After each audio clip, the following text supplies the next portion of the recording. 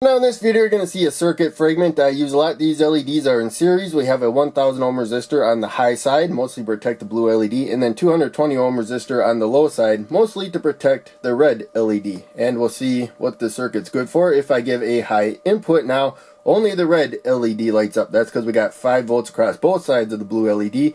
No voltage difference where we got 5 volts and 0 volts there. So the red LED lights up. If I go to the low side, the negative supply, then you can see that the blue LED lights up. Now we want to take a voltage measurement of this circuit with the oscilloscope. So I'm going to go there, and again, it's at the low, or the negative rail right there, which is considered low, 0 volts. And if I pluck it now, the resistors and the LEDs are dividing up the voltage unevenly because the LEDs have different voltage drops.